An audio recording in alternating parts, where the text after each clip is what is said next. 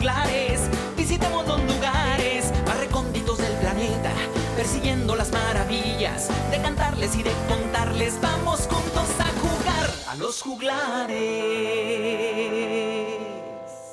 Hola, ¿qué tal? Mi nombre es Pedro de la Mar y estoy muy contento porque estén aquí en mi casa. Este es un espacio que hemos llamado Vamos a Juglar. Y bueno, yo soy compositor o trovador o cantautor o rolero o cancionista, no sé. Todos esos nombres vienen al caso con lo que yo hago, que es escribir canciones.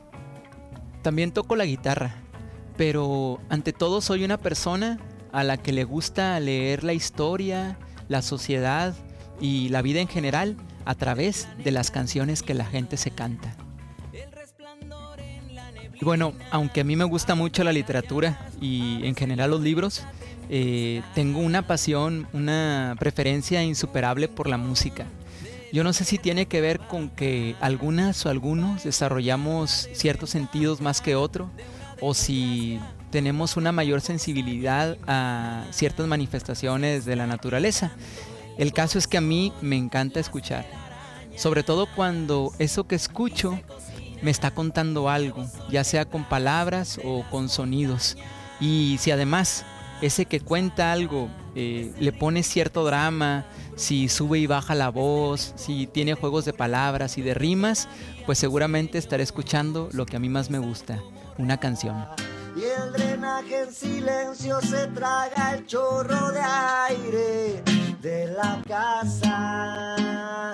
Le doy la vuelta al mundo cuando me caigo de la cama. Soy el héroe de la corneta, el de la boca desdentada. Les comentaba que este espacio se llama Vamos a Juglar y es un lugar para darle la palabra a las canciones.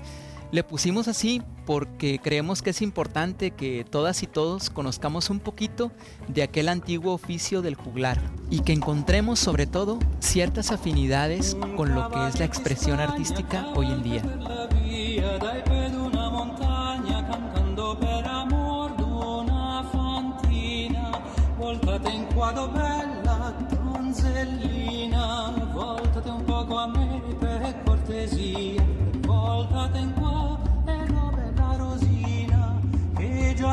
La historia de los juglares es una historia muy antigua. Se dice que aquellos libros de Homero, la Ilíada y la Odisea, era una especie de antología que recogía los cantos de los juglares acerca de la guerra de Troya y de las vicisitudes de Ulises.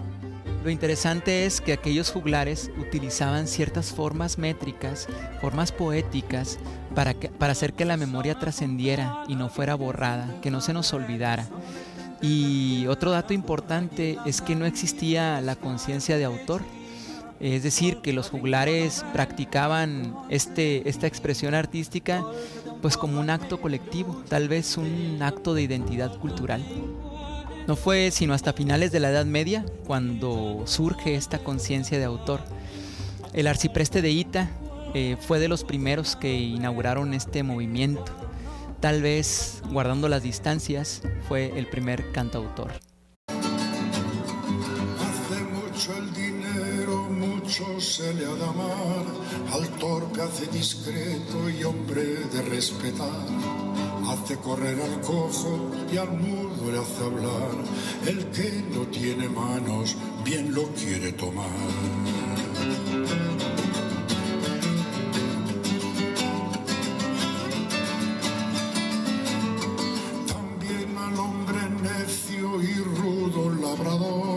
Dineros le convierten en hidalgo doctor.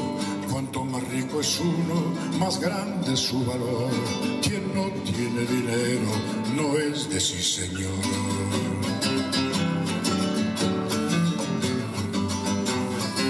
Yo creo que la composición es el resultado de todo aquello que imaginamos y materializamos con un sello personal. Y aunque este es un espacio diseñado especialmente para las canciones, pues no quería dejar pasar hablar sobre la composición en general. Yo creo que todos estamos componiendo en muchos momentos de la vida, cuando estamos platicando lo que nos sucede en el día, cuando estamos transmitiendo información, cuando incluso hacemos de comer o cuando nos ponemos a dibujar. E inclusive creo que hay momentos en los que creamos sin tener en cuenta que lo estamos haciendo. Pero lo más interesante de las composiciones es cuando nos damos cuenta de que estamos componiendo y cuando tenemos la voluntad de darle forma a algo que queremos decir o hacer. Esta es una canción que yo compuse dedicada a la memoria de Betty Cariño. Y aquí hago un ejemplo de lo que les acabo de comentar acerca de ser conscientes al momento de escribir un texto musical. Es decir, que pensemos que lo que estamos escribiendo se va a convertir en algún momento en canción. Y por eso tenemos que estar conscientes de los acentos, estar conscientes de la medida de los versos, porque al momento de poner una melodía, esta se va a tener que condicionar a la rítmica de nuestros versos. Entonces, si queremos hacer una reiteración de estrofas, pues los acentos de nuestras palabras van a tener que coincidir con los acentos melódicos. Y en esos temas vamos a ahondar más adelante. Por el momento, les invito a escuchar esta canción. Volverán a brillar eternos e inquietos los ojos de mi niña. Del cielo renacerán luz de girasol, aires de un son de infinita poesía. Mar que la habrá de arrullar, recoge del cielo las lágrimas del mundo, quebradas de soledad, crece como el amor en su corriente que arrastra lo profundo. Viento, ve con ella,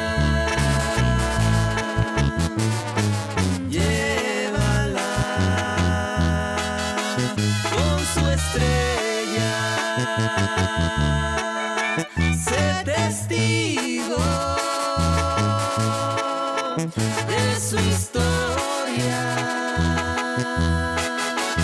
que la salve la memoria. Hagamos un ejercicio.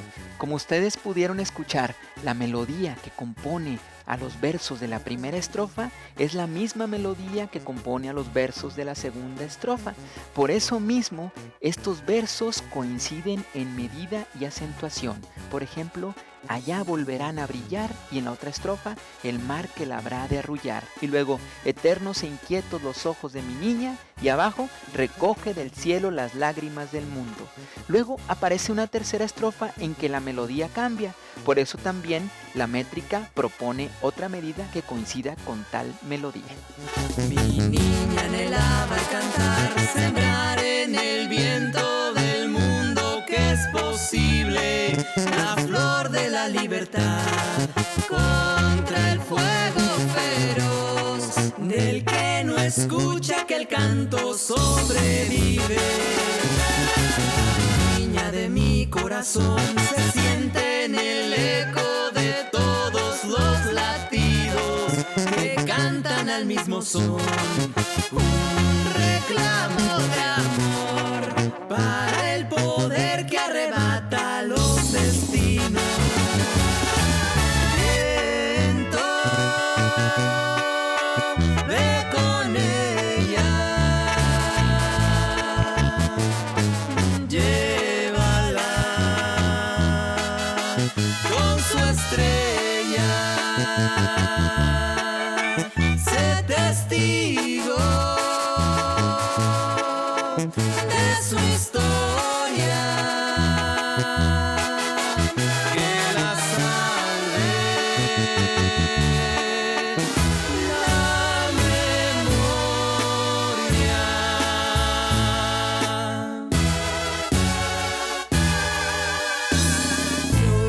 Flor de la luz,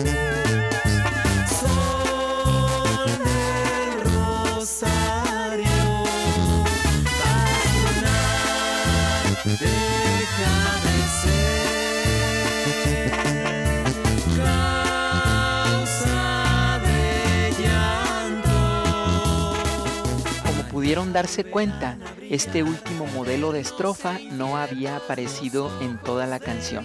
Pudimos ver que se repitieron los otros dos modelos de estrofa, pero este no había aparecido. A este tipo de estrofas diferentes que aparecen al final de las canciones se les conoce como codas.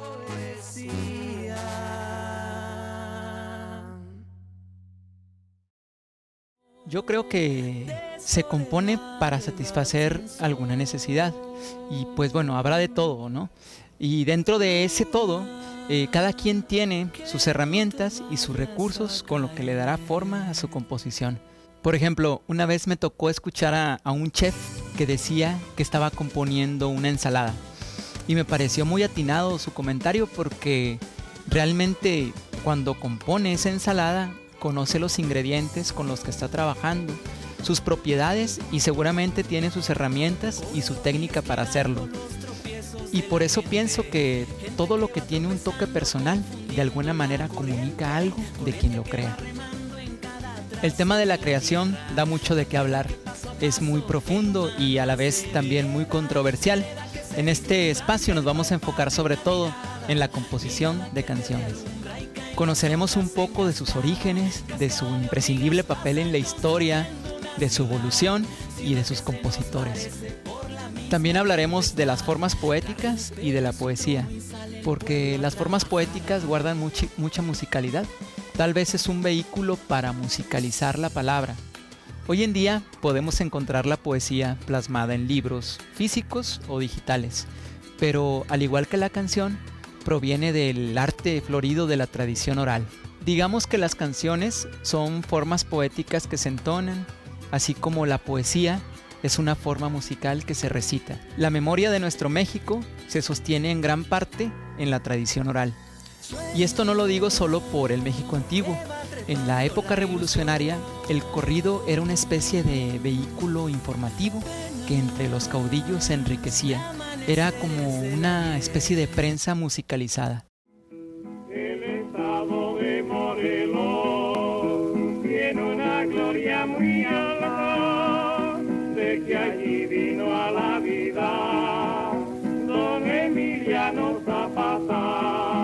Así es, querida gente, niñas, niños, mayores, vamos a comenzar con esta serie de muchos episodios que lo que intenta es brindar una mirada más al bello arte de las canciones. Bienvenidas, bienvenidos. Es muy común que quien escribe canciones no se sienta completamente un compositor en el sentido estricto de la palabra, o un poeta al que le podrían dar un Nobel de literatura, aunque ha habido sus excepciones. Y esto es porque el cancionista de alguna manera bebe de dos fuentes de expresión aparentemente distintas al momento de crear: la música y la palabra. El arte de la canción tiene mucho que ver con la forma de hacer fusionar estas dos naturalezas y a la vez hacer más accesible a la una mediante la otra. A lo largo de estos episodios vamos a ir conociendo poco a poco los elementos que conforman o que componen a una canción. Vamos a dividirlos principalmente en dos partes. Por un lado, los elementos que provienen del arte musical. Y por otro lado, los elementos que tienen que ver con el arte lírico. Recordemos bien que en la canción estos elementos se fusionan y que tal vez esa es la tarea de todo compositor. Por ejemplo, dentro de los elementos musicales vamos a conocer la armonía. ¿De qué se trata la armonía? Bueno, primero de formar acordes, es decir, que con varias notas combinadas podamos construir un sonido armónico.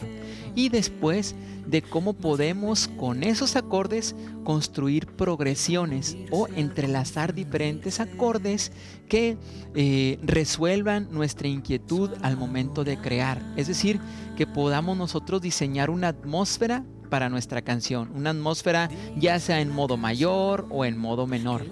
Después de que creemos esta atmósfera, después de que ya tengamos toda una construcción de paisajes armónicos, vamos a hablar de lo que es la melodía. Esta nota tras nota que compone lo que mucha gente llama tonada. Cuando decimos, ¿cuál es la tonada de Bésame mucho? Hacemos la la la la la la la la. Esa sería la melodía de Bésame Mucho. Entonces vamos a ver cómo la melodía tiene un carácter dramático, es decir, tiene un papel dramático dentro de lo que nosotros queremos enunciar. ¿Por qué? Porque tiene el recurso de poder cantar en frecuencias altas o en frecuencias graves. Entonces, con esta combinación podemos crear dramas melódicos. Y bueno, por parte del lado de lo lírico, vamos a conocer desde la sílaba, que es esta emisión que tenemos siempre en las palabras, estas formas en las que cortamos las palabras, ¿verdad? Que son las sílabas, de cómo hay unas sílabas que se acentúan, cómo hay unas que no están acentuadas, y luego cómo con esas sílabas podemos construir un verso.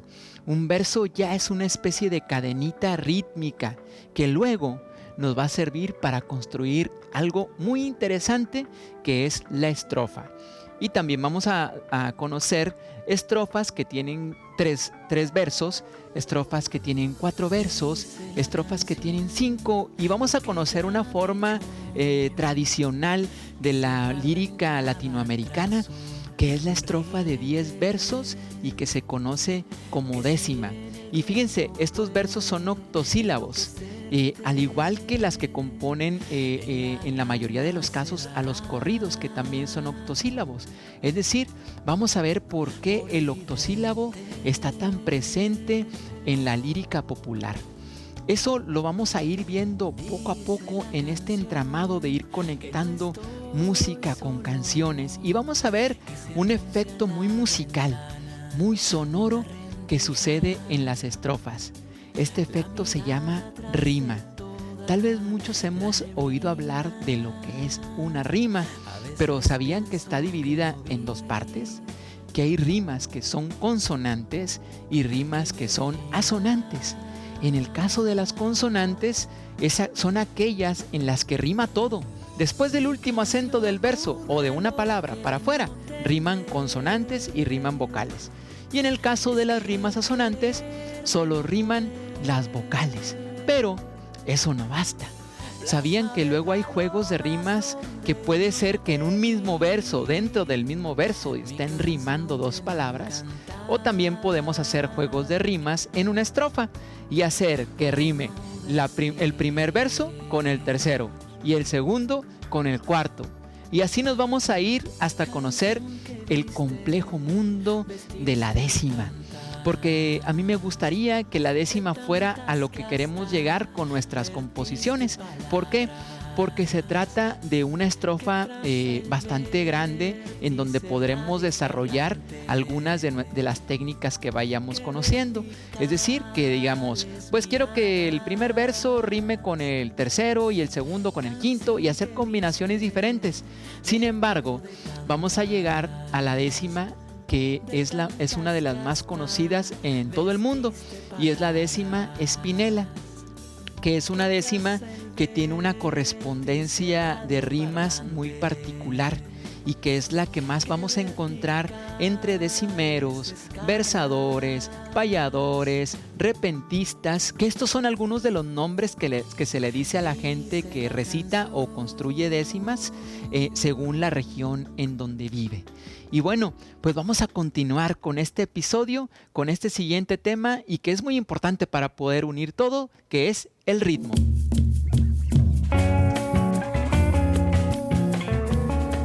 Tanto la música como la palabra hablada son expresiones que transitan en una línea de tiempo. Es decir, que cuando yo comienzo a hablar es una hora y cuando termino es otra, aunque sea una diferencia de segundos. Si yo empiezo una canción a las 2:30 de la tarde, para cuando termine la canción se habrán hecho las 2:33 o 34 de la tarde. Esto quiere decir que ocupamos un espacio en el tiempo, es decir, que tanto la palabra como la música van caminando sobre los segundos, sobre una línea de tiempo. El ritmo es un elemento fundamental en las artes que se desarrollan de esta manera, tales como la poesía, la música, la danza, pues es el encargado de ordenar las entradas, las salidas, las pausas y muchas veces participa en otras dinámicas. En estas disciplinas aparecen emisiones sonoras o movimientos que tienen una longitud en el tiempo. Y eso es con lo que trabaja el ritmo. El ritmo se encarga de ordenar estas pequeñas partes de una pieza y darles un cuerpo que al final va a construir el ritmo total de una pieza. Al ordenarse estas emisiones o movimientos, es que se construye una especie de coherencia cíclica. Y entonces ahí vemos cómo el ritmo es el encargado de crear un cuerpo de sonidos. Entonces también podemos pensar que el ritmo es el responsable de cualquier hecho biológico. Podríamos llegar a pensar que para la existencia de cualquier forma de vida, por más primitiva que ésta fuese, tenía que haber habido antes un ritmo. Digamos que primero fue el ritmo y el ritmo puso los verbos en juego. ¿Será que donde hay vida hay ritmo? ¿Y que donde hay ritmo hay vida? Tal vez este efecto de ritmicidad sea la propiedad más elemental, primitiva y necesaria de todo cuerpo vivo. Cuando escribimos una estrofa de versos, puede ser que estemos siendo parte del fractal de la expansión del universo y que nuestra inspiración sea solo la extensión de esa corriente del movimiento oscilatorio que sostiene la vida.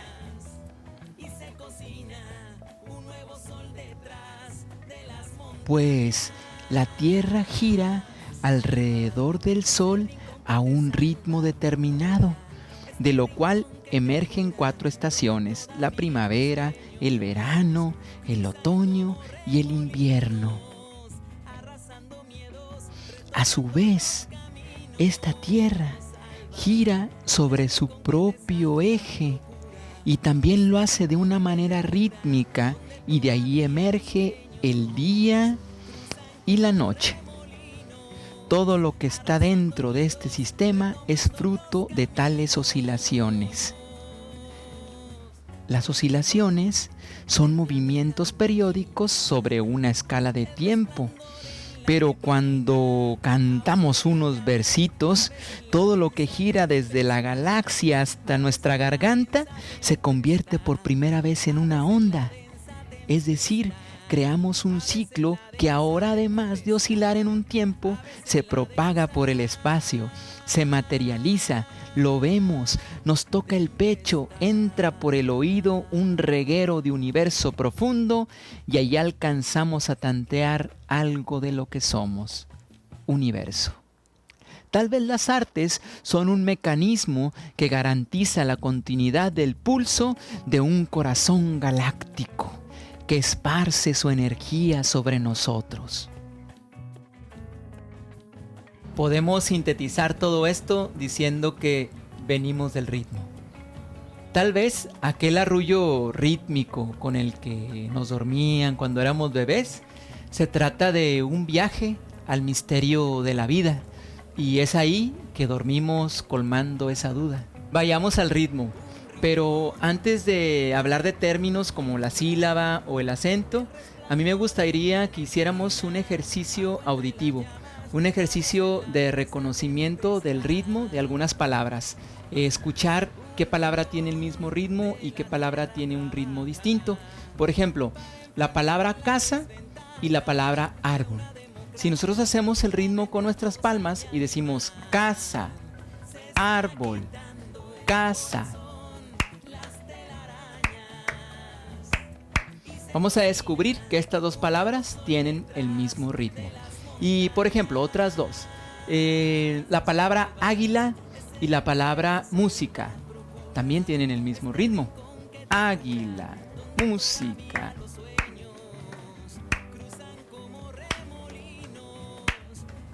Si yo hiciera un dictado rítmico con las palmas y les preguntara de qué palabra estoy refiriéndome, seguramente nos confundiríamos porque el ritmo ahí es el mismo. Hay palabras también muy diferentes en su rítmica. Por ejemplo, la palabra navegación y la palabra ola. Navegación, ola, navegación. Hola. Sería muy fácil que ustedes adivinaran a qué palabra me estoy refiriendo cuando aplaudo. Hola. ¿Qué les parece si hacemos un ejercicio de rítmica personalizada? ¿Por qué personalizada? Porque vamos a trabajar con nuestro nombre. Por ejemplo, yo me llamo Pedro de la Mar. Entonces voy a hacer el ritmo de mi nombre. Pedro de la Mar. Pedro de la Mar.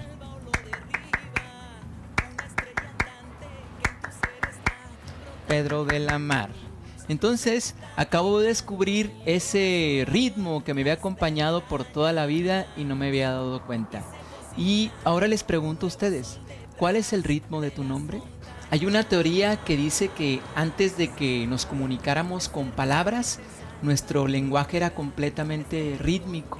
O sea que existían los primeros sonidos, pero que el hecho rítmico los completaba y los convertía en un acto comunicativo.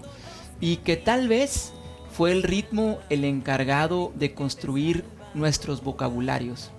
Yo creo que esa teoría se sigue sosteniendo, porque uno a veces no alcanza a escuchar exactamente lo que dice la otra persona, pero con el ritmo uno lo intuye y lo logra entender. En un caso extremo, ¿no les ha tocado a veces escuchar a un fastidioso automovilista enojado pitando con su claxon una frase que podemos entender? Y bueno, también existen personas que cuando uno está festejando algo, está en una manifestación, pasan con su claxon haciendo pa, pa, pa, pa, pa, pa, pa, pa, pa, pa, y de esa manera nos comunican algo. No sabemos lo que dicen, pero entendemos lo que quieren decir. Vamos a probar con otro ejemplo. Vamos a buscar otro nombre. A mí se me ocurre que un apellido de acá del norte muy común es Treviño. Y voy a decir el nombre de mi mamá, que se llama María. Entonces puede ser que sea María Treviño, María Treviño, María Treviño. Y sería María Treviño, María Treviño, María Treviño. Es importante resaltar donde haya un énfasis en cada palabra, resaltarla para que el ritmo se sienta más sostenido. Fíjense, María Treviño, María Treviño, María Treviño. Y lo podemos hacer más rápido, María Treviño, María Treviño. ¿Por qué?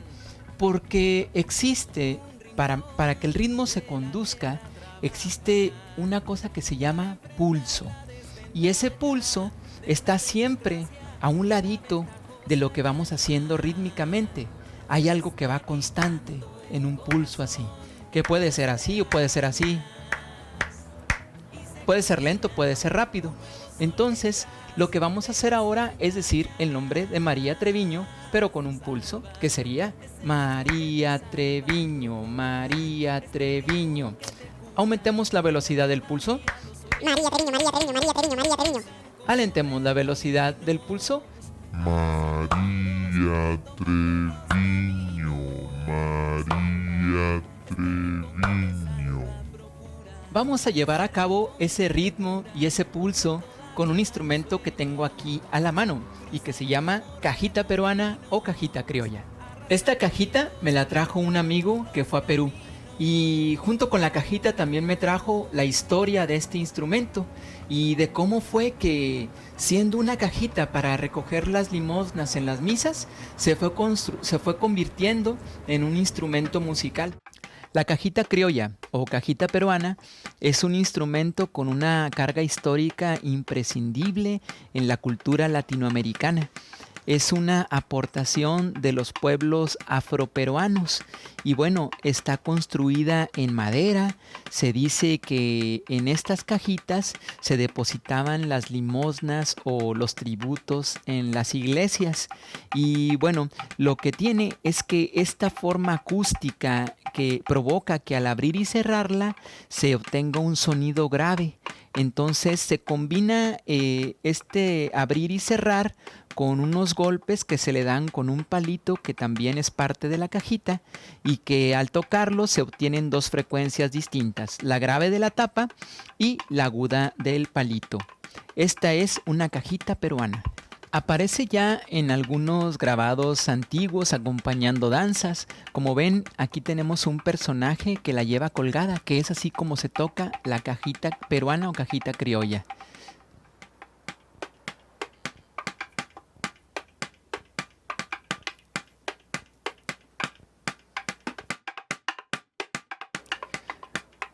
Como les decía, es un instrumento de percusión del pueblo afroperuano y algunos de los ritmos en los que se ve integrada la cajita son el andó, el festejo, el vals y la marinera.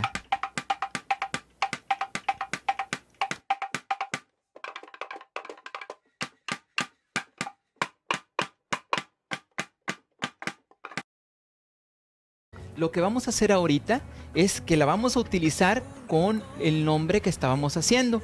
Como nos da dos posibilidades, es decir, que aquí tengo una frecuencia aguda que puedo hacer así y aquí una más grave.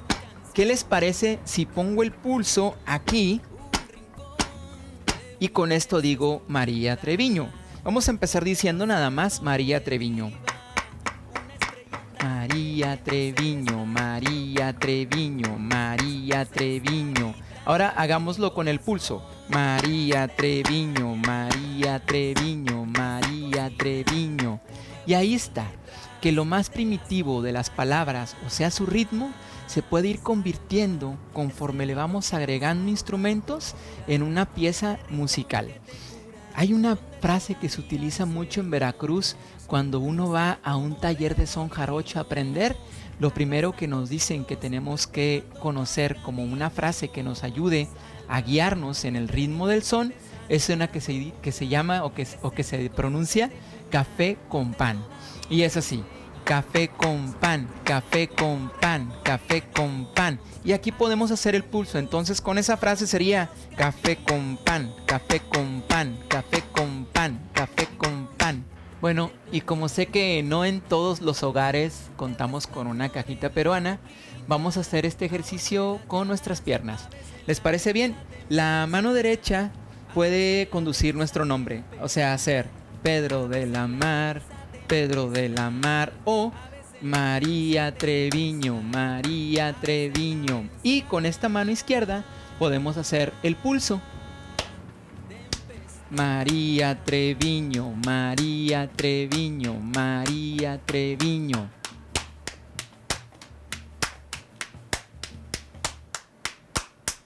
¿Qué les parece si ahora lo hacemos en familia? Hacerlo en familia tal vez va a ser que vayamos desarrollando poquito a poquito nuestra coordinación, porque al principio seguramente va a ser difícil que hagamos nosotros solos con una mano nuestro nombre y con la otra el pulso.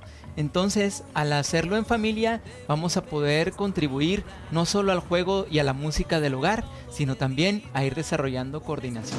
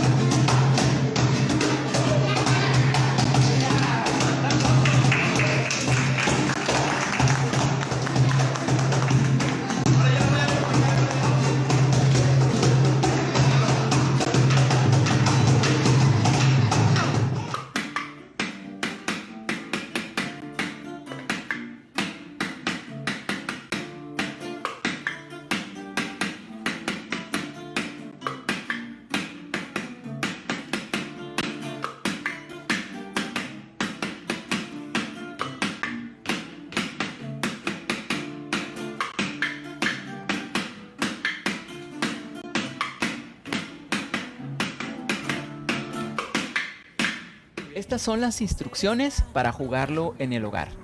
Una persona va a decir su nombre con su mano. Mar. O María Treviño, María Treviño. Y los y las demás integrantes de la familia van a hacer el pulso. Y mientras que María Treviño hace María Treviño, María Treviño, todas y todos los demás integrantes hacemos. Y luego se la vamos poniendo más difícil. Y que la haga más rápido. Y más rápido. Más rápido. La canción es una construcción hecha de palabras y de otras frecuencias sonoras. Estas se conjugan en un canal que es el aire. Ondas sonoras que se resisten al paso del tiempo. Son como semillas que si sabemos sembrarlas, su fruto perdurará por muchas generaciones. Las canciones andan en el viento, son invisibles y solo las alcanzamos a ver cuando aterrizan en nuestro oído. Y tal vez sea que esa invisibilidad es lo que las protege y las vivifica. Es decir, que se convierten en una especie de verdad sagrada para la gente que las escucha. Porque las canciones llevan códigos en sí mismas y nos aclaran espacios y tiempos, y es ahí donde nosotros podemos encontrar identidad y cultura. Salva ese rincón que te salva, procura este rincón que te cura, donde todavía los sueños cruzan como remolinos, arrasando miedos, retomando los caminos. Salva. La canción es uno de los vehículos de información más antiguos y tal vez una de las mayores vanguardias de la tradición oral. Quiero decir que sus recursos son muy primitivos, pero a la vez muy sofisticados. Antes de continuar, quiero aclarar una cosa, y es que a pesar de que podamos manejar las herramientas en cualquiera de las artes, o sus recursos o los materiales, esto no siempre garantiza nuestra satisfacción, porque tal vez las formas poéticas o las formas de canción están en búsqueda de algo que se llama poesía. Y la poesía no solo está en las reglas. Cada quien encuentra la poesía en diferentes lugares. Hay quienes la pueden encontrar en algún recuerdo, otros más en algún lugar físico. Hay quienes la pueden encontrar en alguna experiencia. Solo el autor o el tiempo son testigos de tal hallazgo. Y ojalá que los recursos que aquí se plantean pues puedan servirnos para escribir poemas o escribir canciones, pero sobre todo nosotros los estamos exponiendo con el fin de apreciar este bello arte que es la canción. Y uno de esos recursos que conoceremos es el verso. Vamos al verso. Yo soy Pedro de la Mar y les doy la bienvenida a este tercer episodio de Vamos a Juglar. En el episodio pasado hablamos del ritmo. Conocimos el ritmo de ciertas palabras, en específico el ritmo de nuestro nombre. Pero, ¿qué es lo que hace que una palabra tenga un ritmo y que otra tenga otro ritmo? Todas las cadenas de emisiones o de percusiones tienen puntos de énfasis distintos. Y no se diga cuando se trata de un ciclo. Todos los ciclos durante su recorrido tienen unos puntos más acentuados que otros. Por ejemplo, el día es un ciclo y cada una de sus horas tiene una temperatura, una luz distinta, y eso depende también de la estación del año en la que estemos. Y lo mismo pasa en las palabras. Las sílabas en las que se divide una palabra, unas tienen mayor énfasis que otras. Y bueno, a este énfasis dentro de una palabra se le llama acento. No confundamos el acento con el acento, pues existe un acento que es escrito, el que es una tilde que se pone encima de una sílaba. Ese acento, aunque sí nos dice dónde lleva el énfasis en una palabra, también tiene que ver un poco con gramática. A nosotros lo que nos interesa es el acento que se escucha y no el que se escribe. A ese acento que se escucha se le dice prosódico. Todas las palabras tienen un acento prosódico por sí solas. Por ejemplo, la palabra barco. Barco lleva el acento en la sílaba bar, que es la penúltima sílaba. Barco, ¿sí? La palabra cáscara, por ejemplo, tiene el acento en la sílaba cas y sería cáscara. Cáscara. Bueno, según el número de sílabas y la posición del acento es lo que marcará el ritmo de una palabra. Por eso, cáscara, al igual que música, tienen el mismo ritmo porque llevan el acento en la antepenúltima sílaba. Cáscara, cáscara, música. Entonces tienen el mismo ritmo. Cáscara, música. Pero lo que sucede en las canciones es que las palabras se encadenan unas con otras. Entonces, cuando las hacemos de determinada manera, bajo cierto principio estético o para que nos guste cómo se escucha, entonces lo que estamos haciendo es un verso. Y el verso entonces es nuestra nueva cadena rítmica. Y es una cadena ya no solo hecha de sílabas, sino de palabras. Y los acentos de estas palabras se ponen en juego en el verso y forman el ritmo total de este. Aparecerán en el verso algunos puntos de énfasis más pronunciados y tal vez algunos acentos de las palabras se suavicen ante la presencia de otros. Utilicemos de ejemplo este conjunto de 4 versos. El estado de Morelos tiene una gloria muy alta, porque allí vino a la vida don Emiliano Zapata. Estos versos son parte de un corrido de la Revolución que se llama General Emiliano Zapata. Y si los repetimos varias veces, vamos a encontrar sus acentos y con ello su ritmo. Vamos a hacer el primer verso. Dice así: el estado de Morelos. Lo repetimos varias veces. El estado de Morelos, el estado de Morelos, el estado de Morelos. El segundo verso dice así: tiene una gloria muy alta. Entonces rítmicamente sería: tiene una gloria muy alta. Se fijan que es muy diferente al de el estado de Morelos. Tiene una gloria muy alta. Se fijan que pueden estar en juego los acentos y los ritmos, y eso es lo que vamos a crear con nuestros versos, cadenas rítmicas, como si hiciéramos una frase de percusión o una frase de canto. La idea es que empecemos a reconocer el número de sílabas, la rítmica de un verso, y bueno, se van a encontrar con cosas en donde hay 2 sílabas que parece que se unifican. Este es un efecto que sucede por algo natural. Cuando nosotros hablamos tendemos a pegar sílabas, a hacer como amalgamas. A esto se le llama sinalefa. La sinalefa es un efecto que sucede cuando una palabra tiene una última sílaba que termina en vocal y la palabra que sigue tiene una primera sílaba que empieza en vocal. No siempre pasa, pero ¿saben cómo la podemos descubrir? Diciéndola como la pronunciamos cotidianamente. Por ejemplo, en este verso de Zapata, fíjense lo que dice: tiene una gloria muy alta, tiene una gloria muy alta. Si lo decimos cotidianamente como lo diríamos a cualquier persona, vamos a descubrir que hay una sinalefa. Entonces tiene una gloria muy alta. Tiene una gloria muy alta. Y recuerden que ustedes pueden crear sus versos a su medida. Pueden ser octosílabos, heptasílabos, endecasílabos. Cada una de estas definiciones habla del número de sílabas que tiene cada verso. También puede ser un verso muy corto o puede ser un verso muy largo. Pueden ponerle el acento en la última sílaba, se lo pueden poner en la penúltima, se lo pueden poner en la antepenúltima, donde ustedes quieran. Los versos son para que ustedes empiecen a crear sus pequeñas pirámides. Y bien, como ya vimos, vamos de a poquito. Ya pasamos de la sílaba a la palabra. Ya pasamos de la palabra a los versos.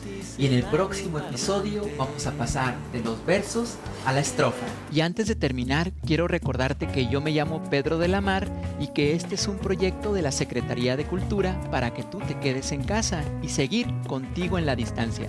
Hasta luego. Secretaría de Cultura. Gobierno de México.